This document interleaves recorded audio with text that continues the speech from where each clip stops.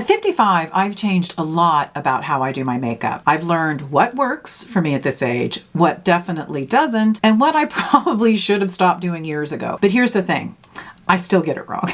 There are still makeup mistakes I catch myself making all the time. And usually it's right after I finish filming or once I've left the house. And I think to myself, oh, that was a choice. So today I'm sharing the makeup mistakes I'm still making at 55 and what I do when I notice them. Okay, let's start with the eyes, because this is probably the one I still get wrong the most. And it's not any one specific thing, it's actually the whole area. Sometimes I do my makeup and I feel that I just look tired, even if everything else looks fine. And it took me a while to realize it's not just one problem. It's all these little things that add up around my eyes. So if you know me, you know my biggest issue is under the eyes. That crepey skin, it just shows everything. So if I go in with makeup straight away, it is game over. So now I always hydrate that area first. And I mean properly hydrate. An ointment, a balm, or even a little bit of oil. And we're just talking a tiny amount. And I let that sink in before I do anything else.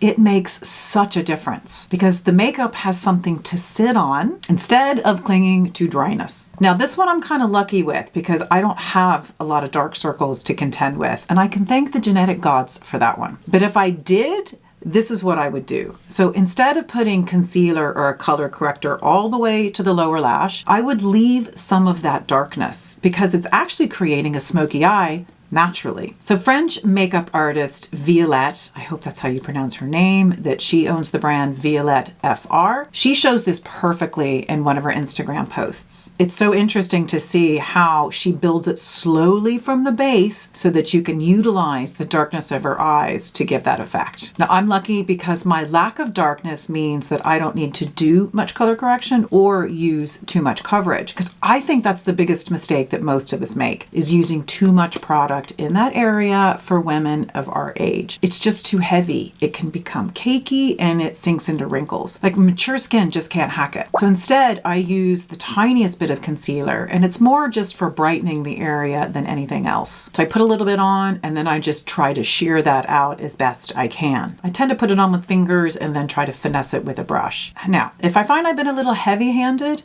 I tend to use the tiniest minuscule amount of oil and then I pat it out. It can really help to sort of sheer things out. Now, for a long time, I thought I only had the under eyes to contend with. But that's not it. I think as I've gotten older, my eyes just don't look as bright. They're not as white. I think everything can just look a bit more tired. So the one thing that's made a huge difference for me is nude liner on the lower waterline. Like, it's incredible. Putting a little bit of this, it genuinely makes me look like I've had 8 hours sleep. And it only takes a few seconds to do. Then there's another really small thing. My eyelids have become, I don't know, discolored. Sometimes it's a bit of redness, sometimes it's a bit of darkness. They're just not smooth and bright the way I want them to. So I will always apply something to the lid. It can be a little bit of the concealer that I'm using down here. It could just be a little bit of the foundation. I just pat a little over the eyes. It could be a primer or an eyeshadow itself. I tend to use a flat color for this, so it's nothing shiny or sparkly. I just want to make it look like my skin is nice and even. And then the very last tip for my eyes, this probably isn't going to come as a surprise to anyone, is I like to add a tiny bit of light eyeshadow to the inner quarters of my eye. Again, it is a tiny detail. I prefer to use a sparkle shadow for this, and either a cream or a powder will do. I find it just brightens everything up. It just kind of lifts the whole eye area. So even if the sleep gods weren't entirely on my side last night, you might not notice. So then we're moving on to my lips. This is mistake number 2. This is one I completely ignored for years. I was so focused on skincare for my face, the serums, the treatments, all that stuff, but my lips were basically an afterthought. I mean, I've always used lip balm. If y'all know me, you know I'm addicted to it, but that's not the same thing.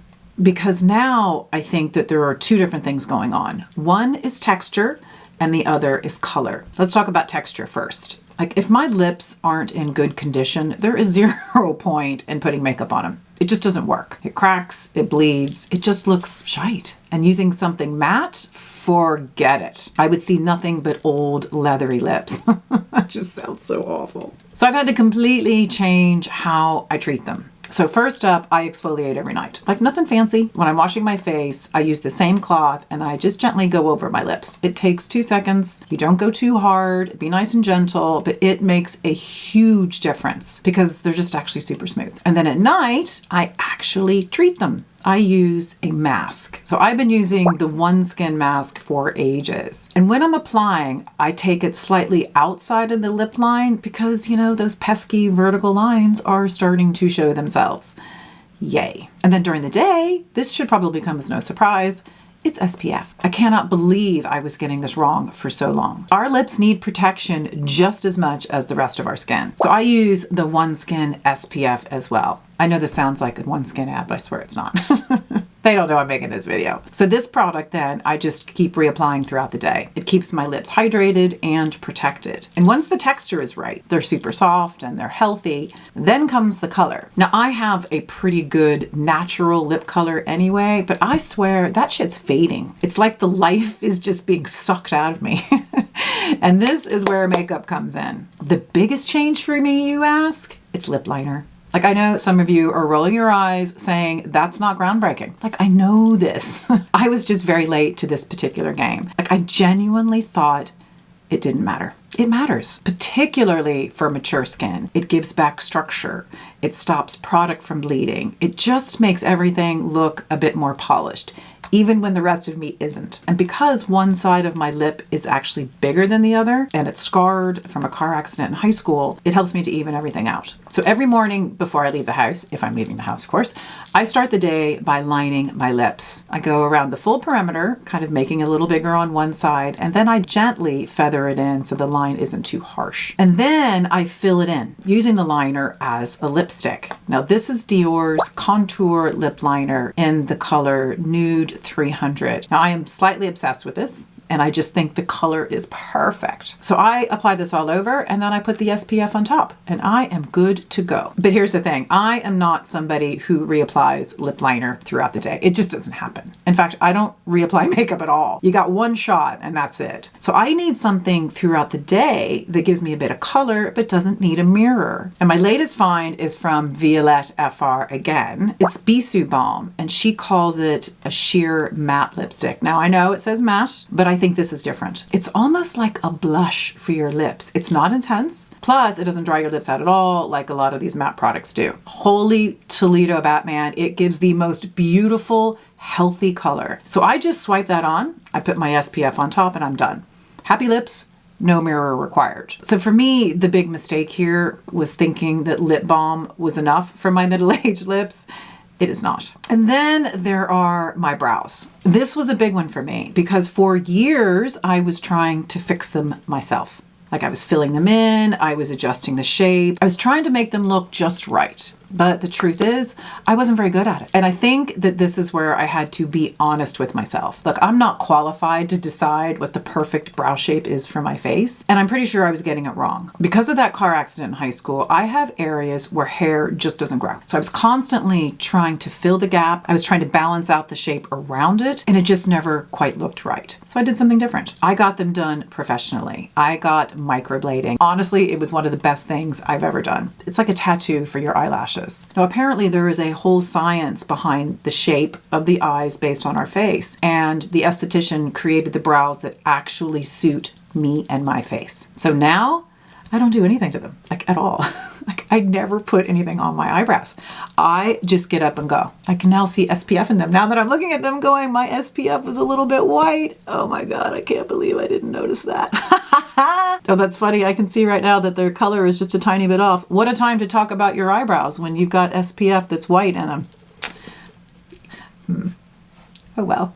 I love them. I don't even put a gel. I don't do anything to them anymore. They're just done. So for me, the big mistake here was trying to fix something myself that I didn't really understand. Like I know this isn't for everyone, but for me, it solved the problem completely. And once I stopped worrying about my brows, something else became really obvious. Mistake number 4 was using the wrong colors. Now, this is one that I still struggle with. Now, I do know that I'm warm, so I naturally suit browns, oranges, warmer tones.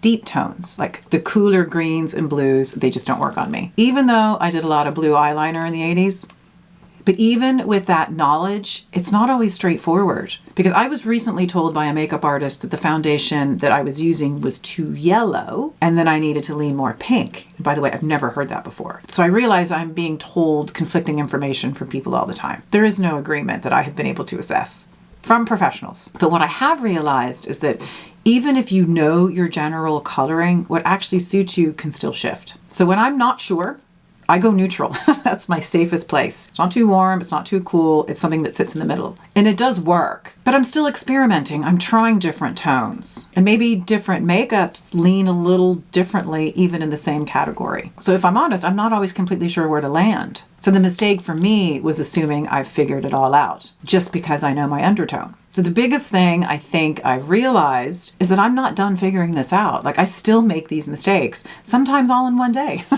But now I notice them faster and I know how to fix them. And I think that's the difference. It's not about getting it right all the time. It's just about understanding what works for you and adjusting as you go. Like, I'd love to know, what's a makeup mistake you still catch yourself making? Because we are all here to learn. So thanks so much for joining, guys, and we'll see you next time. Bye. And if you like this video, YouTube thinks you're going to like this next one.